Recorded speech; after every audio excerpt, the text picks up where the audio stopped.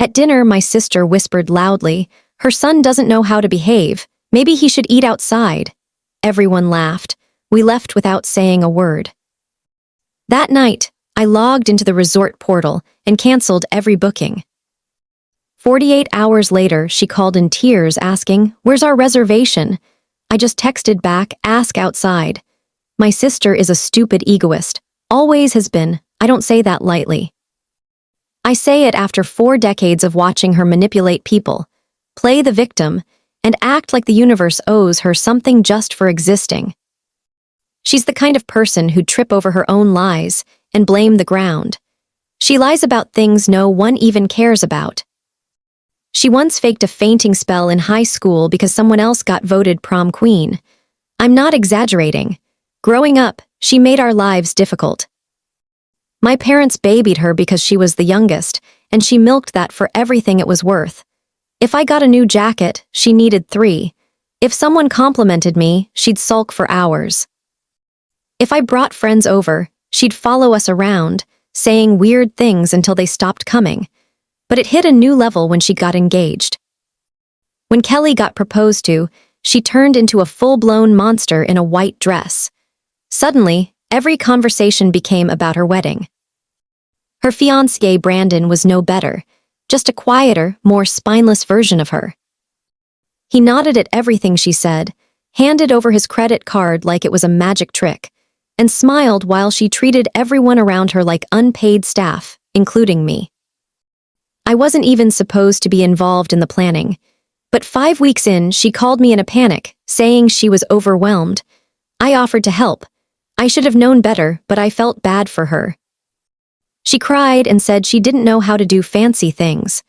I stepped in, contacted the resort, arranged all the bookings, coordinated transportation for our relatives. I even booked and paid for the honeymoon, a 5-night stay in Maui, private villa, spa appointments, sunset dinners, the whole thing.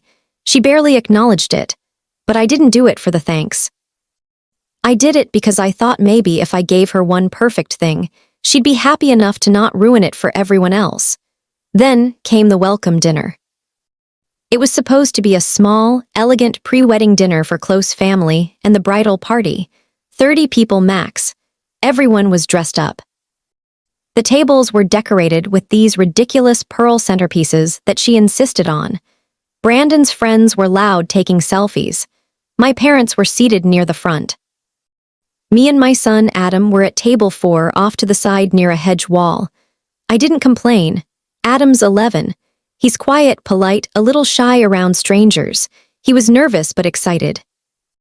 I packed his iPad in case the speeches dragged on. He was doing his best, sat nicely, greeted everyone, even complimented the server's outfit. When the fish course came, he hesitated and whispered to me that he didn't like the smell. He asked if there was any bread instead. That's when it happened. Kelly, standing near our table, chatting with some bridesmaid, leaned in and said, not to me, but loud enough for everyone around to hear, "Her son doesn't know how to act.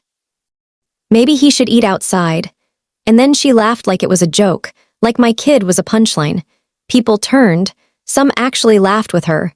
One of the groomsmen snorted into his wine. I saw Brandon glance over and then quickly look away, smirking. Adam froze. His ears went red. He lowered his head and didn't say anything. I got up, picked up his iPad, took his hand, and we left. We didn't say a word to anyone. We just walked out of the courtyard through the lobby and back to our room. Adam asked me in the elevator if he embarrassed me. I told him the truth. No, but his aunt sure embarrassed herself. That night after he fell asleep watching cartoons, I opened my laptop. I still had full access to the resort portal. Kelly never revoked my admin login. Everything for the honeymoon was right there. Her flight confirmations, the ocean villa, the dinner reservations, the private massage, the champagne on arrival. All of it paid. All of it done through me, so I erased it. Every booking, every upgrade, every reservation gone except for one thing. I left a message on the reservation notes. Ask outside. I logged off and went to sleep. 2 days later, she called, crying, screaming. Apparently, the resort told her there was no record of her honeymoon. She tried to blame the resort staff. Then she tried to blame Brandon. Then, of course, she called me. "Where's our reservation?" I didn't answer. I just sent her a text, asked outside. She hasn't put the pieces together yet, but she will. And I haven't even touched the rest of what she owes me.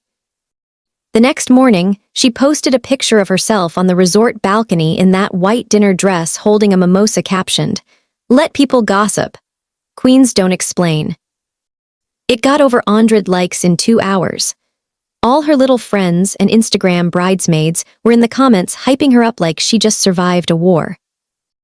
"You looked incredible last night. Some people just can't handle the spotlight. Keep shining, girl." There was no mention of what actually happened. No explanation about why I walked out of her welcome dinner with my son. No apology, nothing. I didn't say anything back. I wasn't going to start a war on social media. That's her territory, not mine. She lives for drama she can control. Performative apologies, cryptic captions, vague posts about being hurt by those closest to her. I knew she was already rewriting the story to paint herself as the victim because that's what she's always done. She pushes people, they react, and suddenly they're the problem. But this wasn't going to go the way it usually did. A few hours later, there was a knock on my door. My mom, she came in like everything was normal, sat on the edge of the bed, and asked how Adam was doing. I said he was fine. He was out on the balcony playing some puzzle game on his iPad. She nodded like that fixed everything. She said Kelly was under a lot of stress, that the florist had apparently dropped off the wrong centerpieces, and the hairstylist had been an hour late. Then she said something I didn't expect. You know how she gets when things aren't perfect? That was her excuse. That was what they always said from the time we were kids, and Kelly would throw tantrums in public to the time she faked a sprained ankle, because I got a scholarship and she didn't. It was always, you know how she gets. And every time I was expected to be the one who understood, the one who made room, the one who swallowed my pride to keep the peace. Not anymore. I told my mom we wouldn't be attending the ceremony. She froze.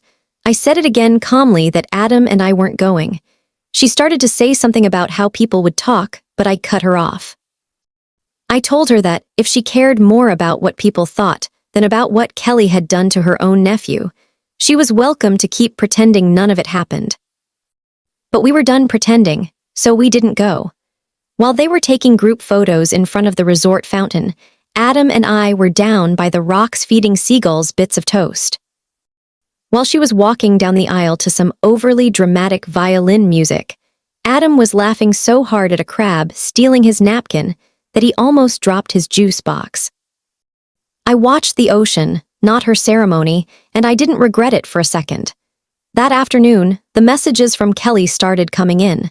"Hey, the resort is saying our room isn't booked." "Why is the dinner gone? And the spa thing too. Barbara, can you please check? They're saying it was canceled." Then she called. I didn't answer. A few hours later, another message came through. "This better not be about your little walkout. Don't be petty. It's our honeymoon." Petty. That word stuck with me. Petty is canceling a dinner reservation over a wrong order. Petty is uninviting someone from a bridal shower over a late RSVP. What I did wasn't petty. It was deliberate. She called again, then left a voicemail. A baby was crying this time, screaming in the background. I heard Brandon saying something I couldn't quite make out. Then she shouted into the phone, "You're ruining my marriage before it even starts." I sat on the edge of the hotel bed and played the voicemail twice. Then I texted back 2 words, "Ask outside." She didn't reply, not that day. What she still didn't realize was that the honeymoon cancellation wasn't the whole thing. There was something else, something she wasn't ready for yet. When she turned her wedding into a stage for humiliation, when she used my child as a punchline in front of strangers, she gave me a kind of clarity I'd never had before. And I still had control over one more part of her life she hadn't thought about. It wasn't just the trip I'd paid for, it was her rent. Less than 48 hours later, she showed up at my door. No warning, no call, just loud banging mid-morning while Adam and I were packing to leave the resort early. I opened the door and there she was, Kelly in full meltdown mode. Puffy eyes, dress from the night before, barefoot, dragging Brandon behind her like a prop. I didn't even get a chance to speak before she pushed past me. "You canceled our honeymoon." She said it like she was shocked, like it wasn't a direct consequence of humiliating my son in front of her guests. Like I was supposed to just accept it and keep paying for her fantasy life. Brandon hovered quietly near the doorway.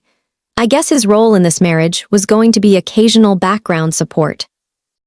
Kelly paced the room, talking fast. "I was stressed. I didn't mean it. You blew it out of proportion." Then the classic line, "You could have just talked to me." I had talked to her. For years.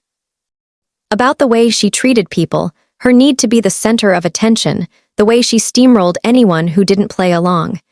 She hadn't listened then, and she wasn't listening now.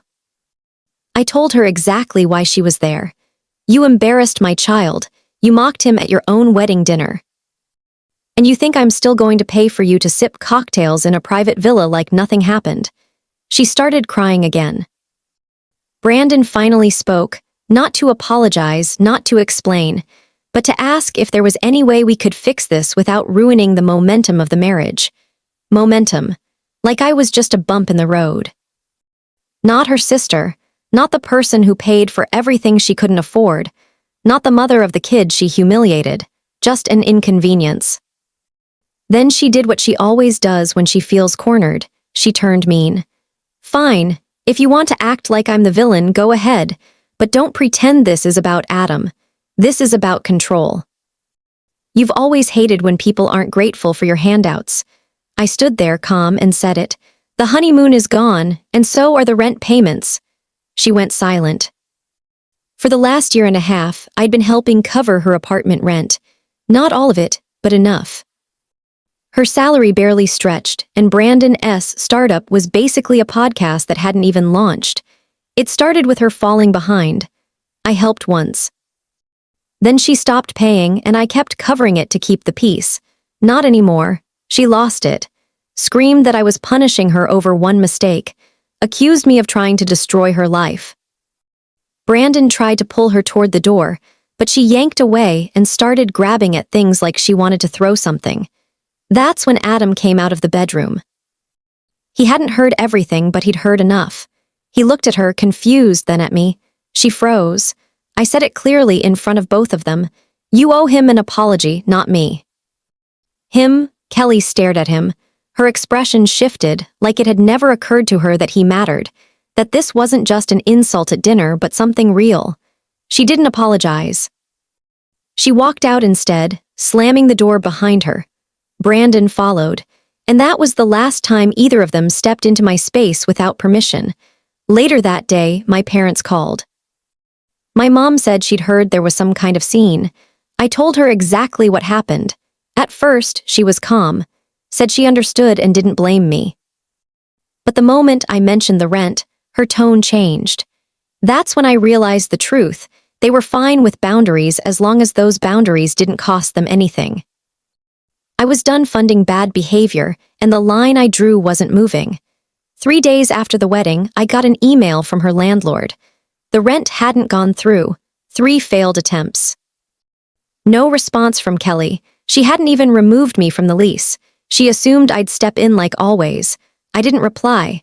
I forwarded the email to her with one subject line, "Handle it." Then the calls started. Kelly, Brandon, bridesmaids, even Brandon's mom insisting the honeymoon issue had to be a mistake. It was. What she didn't know was that her name was also on the lease. If things collapsed, she'd feel it too. My dad called saying Kelly was crying and confused, claiming it was all over a small dinner comment. I asked one question, did she apologize to Adam? Silence. Instead, she rewrote the story and blamed my son. That's when I was done. No more talks, no more peacekeeping. Kelly left a voicemail later, saying the rent was overdue. Brandon's parents were furious, and she might lose the apartment. Then came the line, "I'm sorry you felt hurt." So I replied once, "You'll figure it out. Don't speak about my son again unless it's a real apology to his face." 5 days after the wedding, everything unraveled. The honeymoon was gone. Brandon moved back with his parents. Kelly was couch hopping and crying online, blaming everyone but herself. I didn't gloat. I stayed quiet. Then Brandon texted an apology, too late. Silence can be louder than words. The next morning, Kelly showed up. No drama, no audience. She asked to speak to Adam, and she did it right. She apologized honestly, took full responsibility, said he did nothing wrong, no excuses, no tears. Adam didn't say much but later told me it helped. She asked if we could fix things. I said no. Not with me, not again. She left quietly. It's been 2 months. The texts stopped. The chaos stopped. My life got smaller and calmer. Adam laughs more. We walk to school. We get ice cream. I finally have peace. Letting go wasn't loud. It was just not going back, and that was enough.